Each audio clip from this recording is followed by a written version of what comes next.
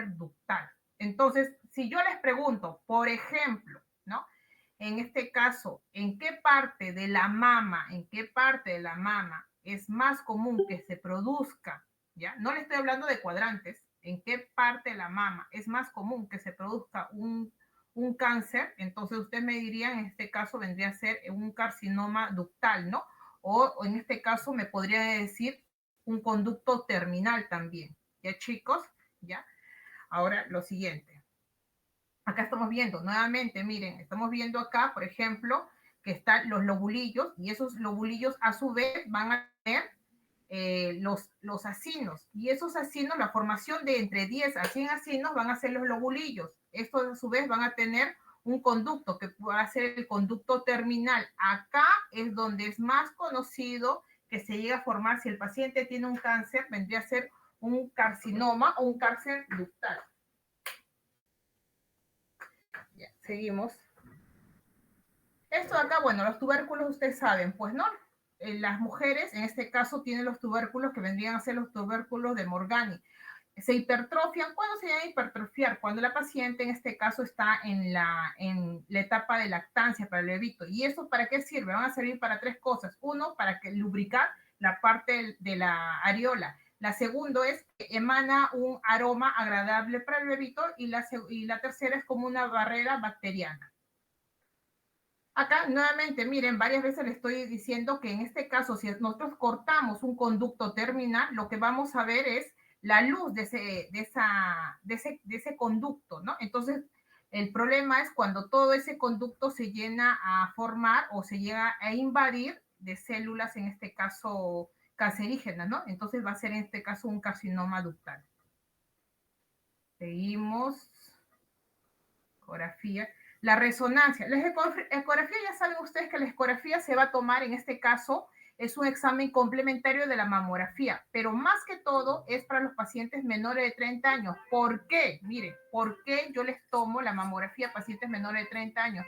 Porque recuerden que las personas jóvenes van a tener sus mamas densas. Son unas mamas que lo vas a ver, en este caso, cuando le hacen la mamografía, lo vas a ver, en este caso, blancas. Entonces no te sirve tanto para ese tipo de mamas, no te sirve tanto la mamografía.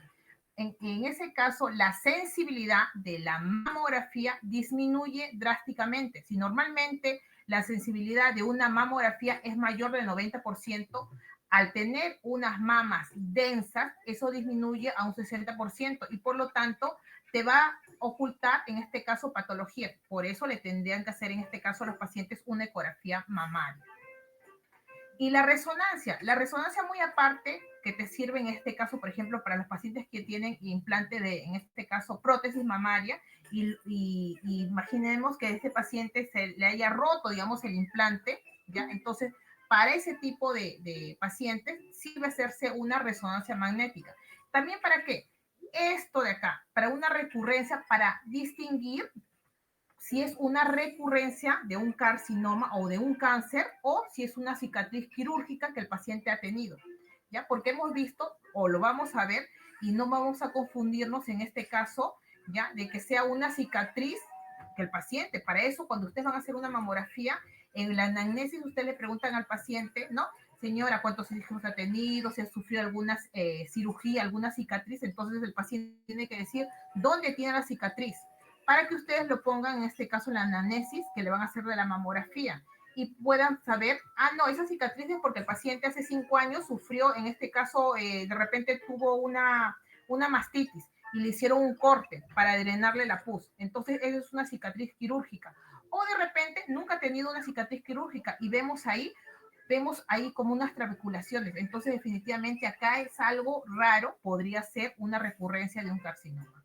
Entonces, la resonancia magnética yo específicamente voy a hacer para, en este caso, valorar los implantes mamarios y para descartar si es una recurrencia de un carcinoma o si es una cicatriz quirúrgica. Y también si en caso una ecografía o una mamografía no puede dar un resultado concluyente, entonces me tengo que ir a un tercer resultado que venía a ser una resonancia magnética. La mamografía ya sabemos que es un examen de tamizaje, porque se supone que deberían hacerse todas las mujeres a partir de 40 años anualmente, no cuando tengan los síntomas. Entonces, primero, la mamografía es un examen de screening, un examen de tamizaje para ver, en este caso, a pacientes sanas, si en caso hubiese alguna microcalcificación, algo que el paciente no lo va a sentir porque es algo tan pequeño, ¿no? También puede ser, en este caso, para los pacientes que ya tienen algún bulto, ¿no? O algún antecedente de cáncer de mamas, también se le hace. Entonces, como estamos viendo, tiene una sensibilidad de 68 a 92%. 68 mamas densas y 92% cuando las mamas, en este caso, tienen mayor tejido graso, como estamos viendo acá. Estas mamas de tejido graso que van a ser unas mamas tipo A son unas mamas ideales. ¿Por qué? Porque yo en estas mamas que tienen un montón de tejido graso, yo puedo visualizar si hubiese algún nódulo, alguna microcalcificación, se puede visualizar. En este caso estamos viendo cuáles son pueden ser los síntomas o signos que pueden hacer de que yo me haga una mamografía muy aparte si no, yo no me hiciera por un chequeo, ¿no? Entonces, un tumor palpable definitivamente me haría una mamografía. Si el paciente hay una secreción en el pezón, también me haría. O si hay un grosor, vemos, está engrosada la parte de la piel. Entonces, ya sabemos, las mamografías son a las mujeres a partir de los 40 años. Seguimos. Anomalías. Ya, esto sí, definitivamente estos chicos está fácil. Ustedes saben que hay la línea axilar mamaria, que vendría a ser de la parte axilar hasta la parte de la ingle. Toda esa línea se puede formar un montón de glándulas mamarias, que lo vemos en este caso en los animales. En el hombre, mejor dicho, en la mujer solamente se forma dos nada más. Hay un aumento de pezones, vendría a ser la politelia. Y a su vez, si vemos en este caso que hubiese un aumento de la glándula mamaria, no solamente el pezón, sino de la glándula mamaria, donde es más conocido que se forme en la parte axilar, vendría a ser unas mamas ectópicas, porque están fuera del lugar. Bueno, una simetría mamaria, definitivamente una mama más grande que la otra. Y la mastía es la ausencia de la mama. La macromastía es un aumento considerable, ¿no? O desproporcionado de la glándula mamaria. Y el pezón invertido, que es muy diferente a un pezón retraído. Un pezón invertido es, digamos, es una condición que el paciente nace y es normal, y más aún si nosotros vemos que ese pezón invertido lo vemos en las dos mamas. Siempre cuando veamos algo que sea bilateral, siempre digamos, hay mayor probabilidad de que eso sea algo benigno, a comparación si solamente fuera una sola mama. Y en este caso, el paciente va a tener el pezón invertido y normal, no hay ningún problema, pero el problema fuese si recién se llega a invertir el pezón cuando está en una etapa de la pubertad. Entonces ahí sí me llamaría o me sonaría las alarmas de pensar que algo sucede en esa mama. Y la ginecomastía, definitivamente esto es para los varones. Sabemos que los varones tienen tejido, en este caso tejido graso, y no debería tener en este caso, como estamos viendo, ese aumento en las glándulas mamarias. Entonces, ahí, ¿por qué puede suceder? Puede suceder en este caso por obesidad, puede suceder porque el paciente se haya inyectado o haya consumido medicamentos como son los anabolizantes, a las personas que quieren tener ese cuerpo fornido, ¿no? O en este caso por una deficiencia de hormonas masculinas. Seguimos viendo. Esto no. Esto de acá, bueno, esto más que todo sería para radiodiagnóstico, ¿no? Tenemos que saber cómo saber si una radiografía, en este caso, son dos proyecciones, cráneo-caudal y una oblicua media lateral. ¿Cómo sabemos que está bien tomada una radiografía? Primero, en una cráneo-caudal, el pezón tiene que estar en el medio. El pezón no tiene que estar metido dentro de la glándula mamaria. Lo segundo es que tenemos que ver también es que se debe visualizar el pectoral mayor o tratar de que se vea lo más posible el pectoral mayor, ¿no? Y lo otro también que estamos viendo que es simétrico. No vemos en este caso, lo que se debería ver también es el pliegue inframamario, que acá no estamos visualizando. También se debería ver. Y en una oblicua media lateral, aparte del pectoral mayor, debemos visualizar el pezón. Y el pezón, trazamos una línea que debe ser perpendicular a una línea trazada de forma diagonal con la parte del pectoral mayor. Seguimos. Ya, esto, chicos. Ya.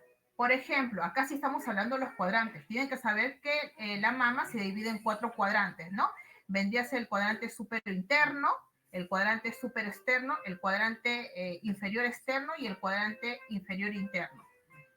Pregunta, ¿en qué cuadrante de la mama hay mayor probabilidad de que se produzca algún tipo de cáncer?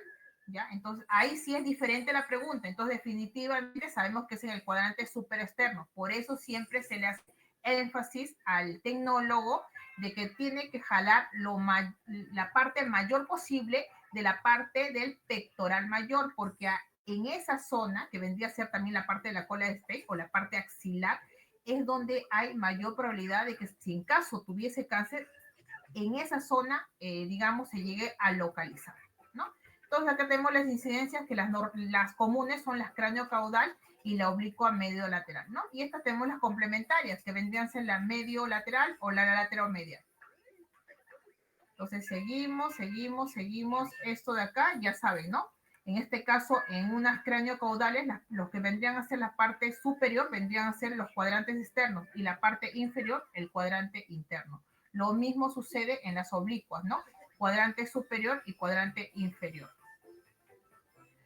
Y en profundidad, si yo les pregunto en profundidad, ya saben que la mama lo van a dividir en 3 partes, ¿no? Tercio anterior, tercio medio y tercio posterior. Lo mismo sucede en las oblicuas. Pero esta división acá está mal, tendría que ser así, unas líneas, ¿ya? Tendría que ser, esta parte sería posterior, esta parte media y esta parte anterior. Esto no, seguimos. Acá estamos viendo, miren chicos, estamos viendo que unas mamas menores de 30 tienen este tejido que vendría a ser tejido, vemos más tejido fibroglandular, o sea, las mamas son densas, a comparación de unas mamas, en este caso que ya están en la menopausia o ya pasaron la menopausia, vemos que tienen más tejido graso. Seguimos.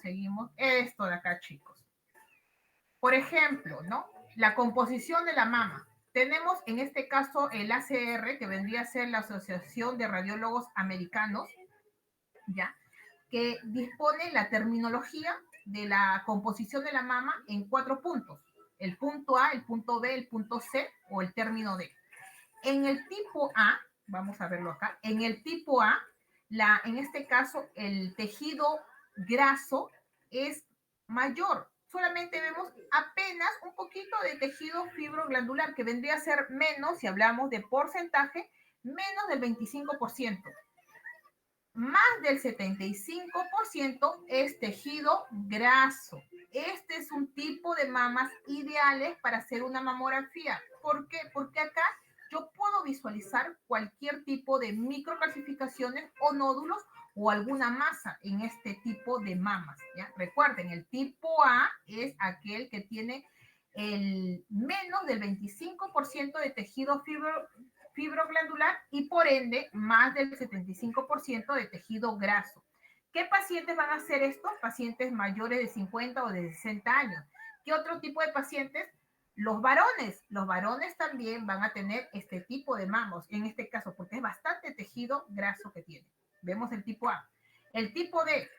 El tipo B definitivamente van a ser, digamos, a estos pacientes que tienen, en este caso, el tejido fibroglandular, pero van a tener, en este caso, del 25%, ¿no? Hay un pequeño porcentaje de tejido fibroglandular. En este caso también nos sigue sirviendo la mamografía, ¿no? En este caso puede ser pacientes de 40 años, y acá, por ejemplo, el tejido C, ya estamos viendo que vemos una gran cantidad de tejido fibroglandular, que vendría a ser más o menos un 50% de tejido fibroglandular, ¿ya? Y el tejido D es el porcentaje de tejido fibroglandular del 75% o más del 75%. Ya chicos, el tejido D. Definitivamente la mamografía no ayuda tanto para este tipo de tejidos. Entonces, para este tipo de mamas, ¿ya? Que es del tipo D, ¿qué tipo de examen me va a ayudar a complementar el diagnóstico? Vendría a ser una ecografía. Para el tipo D que tiene las mamas densas, que el porcentaje vendría a ser mayor del 75% de tejido fibroglandular, yo lo complemento con un examen de ecografía. Seguimos. Los síntomas, ¿no? Ya saben, dolor en ambas mamas, masa o tumoración de las mamas, retracción del pezón, expulsión de sangre, inflamación debajo de la axila, aumento o tamaño de la mama, ¿ya? Esto de acá, vamos a seguir, vamos con esto de acá, las masas, con los nódulos. Los nódulos. Una cosa es la forma, una cosa es el margen y otra cosa es la densidad. En forma solamente tenemos tres tipos de forma. Uno, redondo, la segunda, oval, la tercera, irregular. Oval, cuando yo lo digo que es oval? Oval yo lo digo cuando tiene hasta 3 lobulaciones. Solamente 3 lobulaciones. No significa que ustedes van a ver exactamente un nódulo de esta forma. Y si ustedes ven un nódulo que tiene 2 lóbulos, van a decir, ah, no, como tiene 2 lóbulos, no, ese no tiene una forma oval. No, con 2, en este caso con 2 lobulaciones, tiene ese nódulo una forma oval. Les repito, un nódulo hasta con 3 lobulaciones tiene una forma oval. No se vayan a confundir forma con margen, ¿ya? Y si tiene más de 3, en este caso de más de 3 lobulaciones, definitivamente va a ser de una forma irregular. Entonces, tres, redondo, oval, ovalado, oval y forma irregular. Y en los márgenes sí hay más tipos. En este caso, un circunscrito, que significa que yo voy a ver ya sus contornos de ese nódulo más del 75%. Si yo veo más del 75% y veo un 20%, por decir, no logro visualizarlo, entra en la categoría de un margen circunscrito, ¿ya? El oscurecido significa que más del 25% yo no lo llego a visualizar, ¿ya? Si yo no llego a visualizar más del 25% y encima no lo llego a visualizar porque hay tejido fibroglandular digamos, alrededor, vendría a ser un margen oscurecido, ¿ya? Ahí lo que nos está tapando es el tejido fibroglandular. Y en un margen microlobulado definitivamente va a tener pequeñas lobulaciones, ¿ya? Y en un margen indefinido, ¿ya? Significa que yo no voy a visualizar bien los márgenes, que va a ser más del 25% también, pero ahí no tiene que ver nada con el tejido fibroglandular. Entonces ahí podemos diferenciar un margen oscurecido con un margen indefinido. Margen oscurecido mayor del 25% que no llego a visualizar, pero es porque en este caso lo oculta el tejido fibroglandular. Acá, mayor del 25%, yo no llego a visualizarlo, pero no tiene nada que ver con el tejido fibroglandular. Y el especulado, definitivamente, eso vamos a ver como si fuera rayos de sol, ¿no? Esto sí, digamos, esto tiene un valor predictivo positivo de que el paciente tuviese cáncer, es mayor del 60%. Las densidades, hay 4 tipos de densidades en un nódulo. Una densidad baja, una densidad similar al tejido fibroglandular, una densidad alta, mayor el tejido glandular, y una densidad, en este caso, de tejido adiposo. ¿No? Acá estamos viendo las formas de un nódulo redondo, vendría a ser un margen, en este caso, ovalado, ¿ya? 1 y acá 2, que vendría a ser, en este caso, ovalado. Y cuando yo ya veo 1, 2, 3, 4, vendría a ser un margen, en este caso margen no, una forma irregular. Y acá, con respecto a los márgenes, miren, como en forma de estrellas, vendría a ser, en este caso, un margen espiculado. Si yo estoy visualizando todos los contornos, acá veo bien los contornos, acá veo bien, y acá como que se me pierde un poquito, ¿no? Pero acá digamos que en porcentaje hablando así, ojo de buen cubero, un 20%. Entonces es un margen circunscrito. Acá, por ejemplo, yo estoy visualizando, por ejemplo, puedo lograr a ver una lobulación 2, 3, 4, y vendría a ser en este caso un margen lobulado o microlobulado, ¿ya? Y acá, por ejemplo, veo que estoy viendo los contornos, visualizo los contornos y acá como que no visualizo bien y aparte veo que hay tejido fibroglandular. entonces voy a decir que es de contornos oscurecidos, ¿ya? Y acá veo que se está visualizando y acá como que no sé si es o no es, pero acá yo no estoy visualizando tejido fibroglandular, entonces vendría a ser indefinido. Ya, esto de acá ya les he explicado, esto de acá.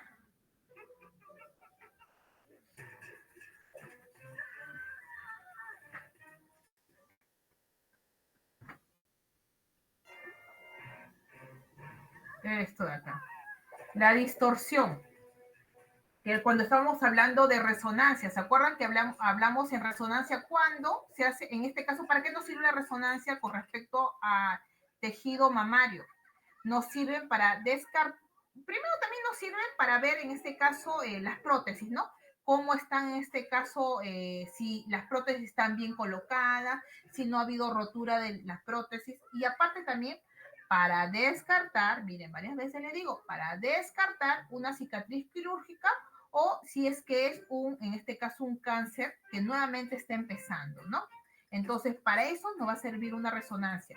¿Por qué? Porque de repente es una cicatriz quirúrgica y si es una cicatriz quirúrgica, vendría a ser o podría ser una distorsión de la arquitectura. Cuando hablamos de distorsión de arquitectura, hablamos de distorsión de arquitectura cuando visualizamos diferentes líneas, ¿ya? Que no vendría a ser tejido fibroglandular y menos masa, ¿ya? Vemos bastantes líneas delgadas y que como estuvieran partiendo de un punto original hacia diferentes direcciones, ¿ya? Entonces, esto vendría a ser una distorsión, ¿ya? De la arquitectura mamaria. Entonces, cuando hablamos de distorsión de la arquitectura mamaria, vemos diferentes líneas, ¿no? Que no, en este caso, no hay un tumor, ¿ya? Porque si ya hablamos de un tumor, ya no vendría a ser una distorsión de la arquitectura.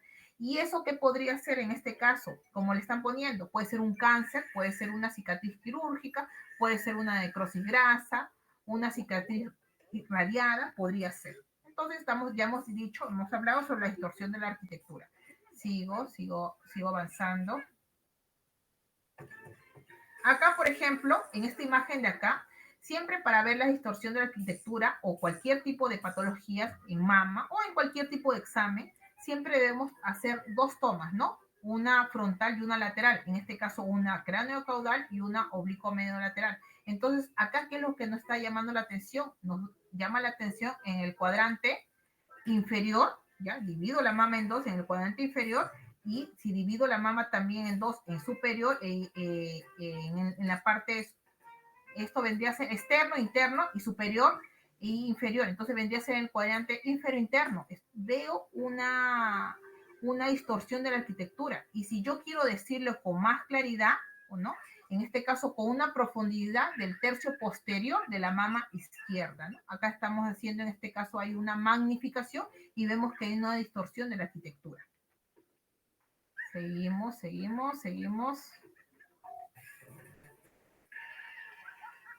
Las asimetrías. Hay 4 tipos de asimetrías, ¿ya? La asimetría en este caso, acá sí estamos hablando de tejido fibroglandular. Vamos a ver una, en este caso, como hay como si fuese un aumento de tejido fibroglandular en una parte de la mama, ya sea derecha o izquierda, ¿ya? En este caso no va a ser bilateral. Cuando estamos hablando de asimetría secamente, diciendo asimetría sola, es unilateral. Las demás, asimetría global, la focal y en desarrollo, sí, en este caso sí podría ser en las dos tomas, ¿ya chicos? En la simetría solamente estoy hablando de una sola toma y en la simetría global, focal y en desarrollo, yo los veo en las dos tomas, o sea, en la cráneo caudal y en la oblicua medio lateral. En la simetría sola solamente lo voy a visualizar en una proyección, ¿ya? Y hablando en las 4 asimetrías, solamente veo en una mama. Cuando yo hablo de la simetría secamente, diciendo solamente asimetría, es un BIRAS 1. O sea, ¿qué quiere decir con esto? Que el valor predictivo positivo para que el paciente tenga un cáncer es 0. O sea, es un paciente, en este caso, es un BIRAS 1. O sea, no hay una probabilidad de que el paciente tenga un cáncer. En una simetría global es cuando en este caso interviene un cuadrante de la mama. Entonces acá es un BIRAS 2. Hemos dicho que un BIRAS 2 también el valor predictivo positivo es 0, porque en este caso puede ser, por ejemplo, un tipo de patología que sea benigna. No hay sospecha de que el paciente pudiese tener un cáncer. A partir de la simetría focal, que vendría a ser menos de un cuadrante, ¿ya? Menos de un cuadrante, ahí sí nos suenan las alarmas y es un BIRAS 3. ¿Qué significa un BIRAS 3? Que yo le tengo que hacer un seguimiento al paciente y hacerle la mamografía cada 6 meses en un lapso de por lo menos 2 años para ver si en caso no ha, digamos, esa simetría no ha aumentado, ¿ya? O no visualizo alguna otra patología en esa mama o en otra mama, definitivamente ese BIRAS 3 se va a convertir en un BIRAS 2. Pero si yo visualizo que ese paciente en los 6 meses ha crecido esa simetría, yo ya me estoy pasando a un BIRAS 4. Cuando yo hablo de los BIRAS 4 para abajo, o sea, BIRAS 4, 5 y 6, definitivamente se tiene que hacer sí o sí el paciente una biopsia. Y las asimetrías de desarrollo significa de que yo voy a ver a lo largo de los años que el paciente se ha hecho las mamografías, voy a ver que ha habido un incremento de un hallazgo patológico en las mamas. Entonces acá estamos viendo una simetría secamente, ¿no? Yo en este caso, que donde yo visualizo solamente una pequeña, no, en este caso no es distorsión de la arquitectura, un pequeño aumento, en este caso, del tejido glandular, ¿ya? Pero solamente veo un solo sitio, yo no lo visualizo en las dos mamas. Y en este caso, cuando es una simetría, ¿ya? Solamente asimetría, más que todo es porque al paciente se le haya podido posicionar mal, o de repente puede ser que al momento de tirar la mama, en este caso para el receptor de imágenes, de repente hemos hecho pliegues debajo de las mamas, entonces te puede dar una falsa imagen.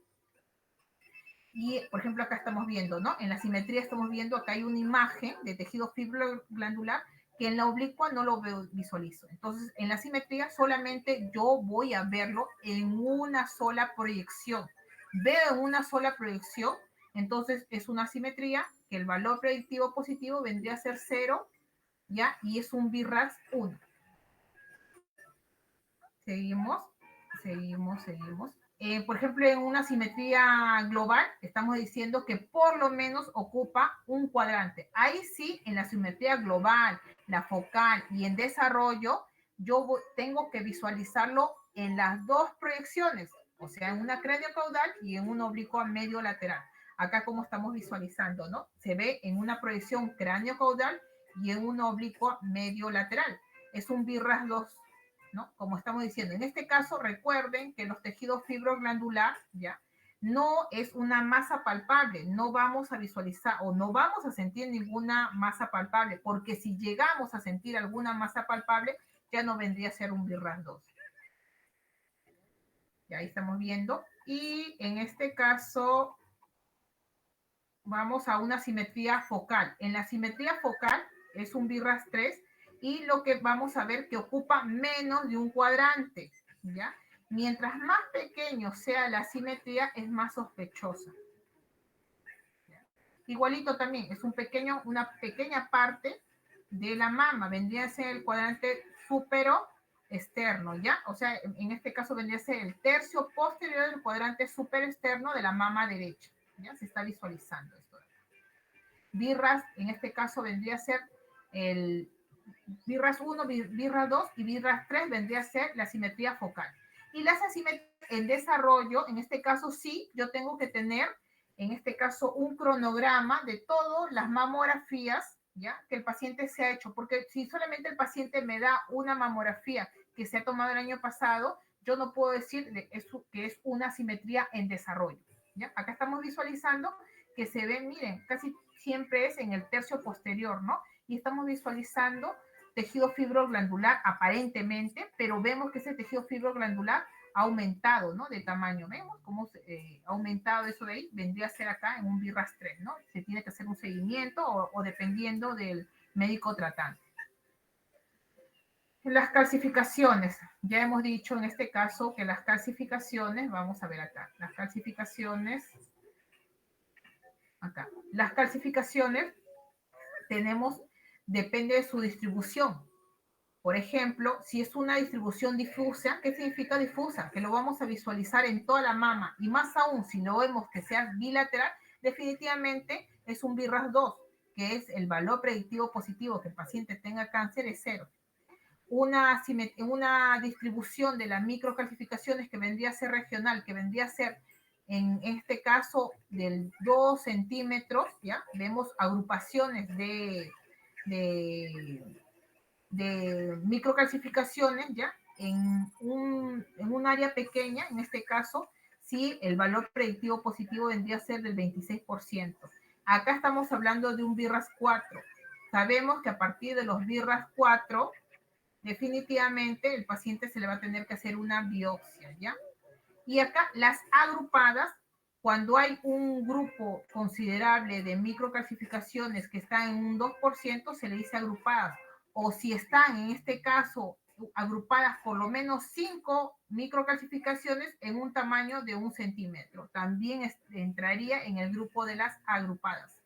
Y las lineales, miren, es mayor. ¿Por qué? Porque las lineales nos puede sospechar de que esté dentro de los conductos. Y como hemos dicho, que la mayor probabilidad o la mayor incidencia de cáncer, si se le da en la mama, vendría a ser el cáncer, en este caso, de los conductos terminales. ¿Ya? Y la cementaria va a ser aquel que forme o tenga la forma como si fuera de un triángulo.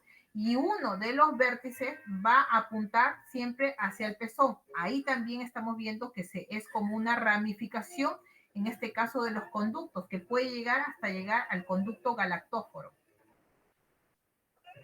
¿Ya? En este caso vemos acá, en este caso las cutáneas, que podemos hacer una tangencial y de repente podemos ver que esas microcalcificaciones van a estar encima, pues encima de la piel, ¿no?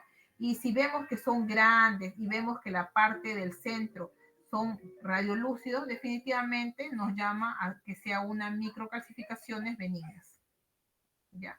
Las vasculares, ¿no? Que son tortuosas y que están siguiendo, digamos, la línea o la forma y la ubicación de los vasos. Entonces, definitivamente este es algo benigno, ¿no? Benigno. Y en este caso, un fibroadenoma, que lo van a ver ustedes en forma como si fuese, antes se decía como porcor, pero ahora estos entran dentro de las agrupaciones de microcalcificaciones gruesas, ¿no? Eso de ahí, cuando entran a involucionar estos fibroadenomas, se llegan a calcificar, todo, todo, todo. Ya, esto de acá. Y las gruesas, ¿no? Las gruesas definitivamente también es algo benigno. Cuando ustedes vean que son grandes, son gruesas, y en este caso se ocupa, digamos, todo el contorno, en este caso pueden ser ductal, ¿ya? Si se ven todo radiopaco, o si ven un centro radiolúcido, vendría a ser periductal, porque solamente las paredes se han llegado a calcificar. Las redondas también, en este caso, las redondas mayores de 0,5 vendrían a llamarse redondas y las menores de 0,5 se llamarían las puntiformes. Distribución difusa, siempre cuando me hablen de la palabra difusa es que está en toda la mama. Ya, esto de acá, los quistes en este caso oleosos, ¿no? Que lo que van a ver es calcificado las paredes. Seguimos. Esto de acá de la leche cálcica, este tipo de calcificaciones, ¿ya? ¿Qué tipo de proyección nos va a servir? En este caso nos sirve una medio lateral o una lateromedial. ¿Por qué?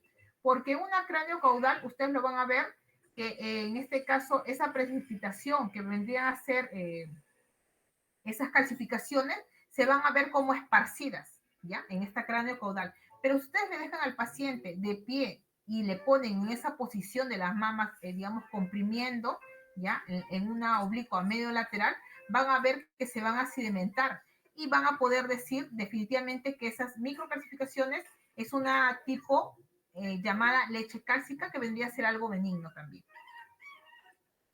Seguimos. Y acá las que estamos viendo que podrían ser, en este caso, tener, digamos, algún signo de malignidad. Las amorfas, las groseras heterogéneas, las finas pleomorfas y las lineales. Y acá vamos a ver, por ejemplo, cuando hablamos de las amorfas, es como que, digamos, que le hubiéramos echado talco en esa zona. Vamos a ver todo de diferentes tamaños, pequeñas, agrupadas, en formas irregulares. ¿Ya? Acá estamos viendo, miren, las amorfas. se van a diferenciar entre las amorfas con esto de acá, ya, con las pleomorfas. No sé si ustedes pueden ver que las pleomorfas son como un poquito más radiopacas a comparación de las amorfas, como que digamos, como que la densidad de esas microcalcificaciones son menos a comparación de este tipo de densidades, de las pleomórficas, ¿ya? Como que, digamos, como que es más radiopaco, ¿ya? Pero esto es un poquito difícil, digamos, poder diferenciarlo y decir si es una morfa o una pleomórfica.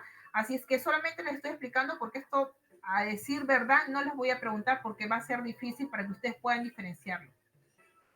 Ya, pero solamente para que ustedes puedan saberlo como cultura. ¿Ya? En este caso estamos viendo las morfologías sospechosas, que estamos viendo las lineales y ramificadas. Siempre cuando ustedes vean unas microcalcificaciones que sigan los, digamos que tengan la distribución o el seguimiento de un conducto, no estoy hablando de un vaso, de un conducto, ya sea un conducto terminal, un conducto lobulillar, un conducto galactófero, en este caso siempre es sospecha de que el paciente tenga un tipo de cáncer. ¿Por qué? Porque está haciendo una invasión dentro, porque estamos recordando que siempre los cánceres o mayor probabilidad de cáncer se va a dar en los conductos terminales. Y los conductos terminales, en este caso, son las unidades más pequeñas. De ahí comienza a arrancar, mejor dicho, y de ahí se comienzan a irse a dirección hacia dónde, hacia los conductos galactóferos. Y los conductos galactóferos van a terminar en el pezón. Por eso es cuando le estaba diciendo que con respecto a las distribuciones de las microcalcificaciones, cuando hay esas distribuciones en forma cementaria que van, en este caso, o tienen forma triangular y uno de los vértices apunta hacia el pezón, es porque están invadiendo los conductos y están yéndose al conducto galactóforo. Este de acá para el que le hablaba, las cementarias. Ya, seguimos. Esto acá, ¿no? Las cementarias, ¿no? Que tienen en este caso forma triangular y uno de los vértices siempre va a apuntar hacia el pezón. Cambios, esto de acá de la areola, ya sabemos, ¿no? Cuando siempre, muy aparte de que un nódulo tenga forma espicular, tenga contornos espiculados y una forma irregular, y si eso le agregamos que tenga, en este caso, una retracción del pezón y tenga un engrosamiento de la piel, definitivamente este paciente, su valor predictivo positivo de cáncer va a aumentar, puede ser hasta 60%, porque esto de un BRAF 4 no baja. Y tenemos acá, para poder diferenciar este engrosamiento, de repente el paciente ha sufrido un golpe, ¿no? Y lo estamos viendo, visualizando ahí. Ahí sí, por más que haya un engrosamiento focalizado, no tiene nada que ver con un tipo de cáncer. Y vamos a terminar con los ganglios axilares. En los ganglios axilares, recuerden que cuando hay en este caso, un tumor, se tiene que estudiar en este caso los ganglios. ¿Por qué? Porque sabemos que una manera de que el paciente haga metástasis va a ser a través de la cadena ganglionar. Entonces, lo que se hace es inyectar, en este caso, un tinte a un ganglio que está más cerca al tumor. Y si ese ganglio se llega a pintar, ¿ya? Lo que se hace es un estudio de ese ganglio. Entonces, si ese ganglio sale positivo, entonces se va a tener que sacar toda la cadena ganglionar. Pero si ese ganglio sale negativo, entonces definitivamente significa que no ha avanzado más allá. Seguimos. Bueno, y para terminar las prótesis, pues como yo le dije, ¿no? El mejor tipo de prótesis mamaria es aquel que va a estar posterior al pectoral mayor. ¿Por qué? Porque en el pectoral mayor podemos hacer, cuando está detrás del pectoral mayor, acá estamos viendo el pectoral, esta parte de acá, esta parte que es radiolúcida, estamos viendo que va a estar detrás del pectoral mayor. Yo ahí puedo sacar todo el tejido fibroglandular o todo el tejido adiposo, todo.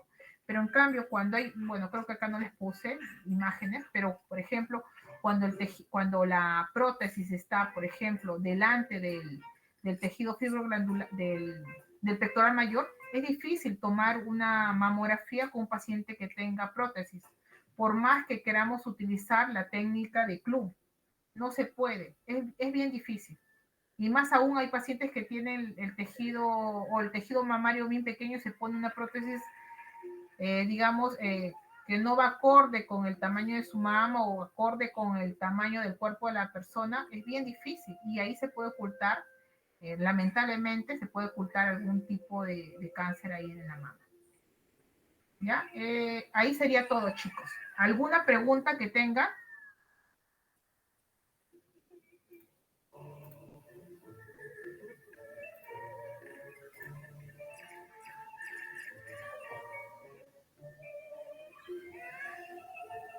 ¿Alguna pregunta? Le estoy resumiendo lo que podría venir en el examen.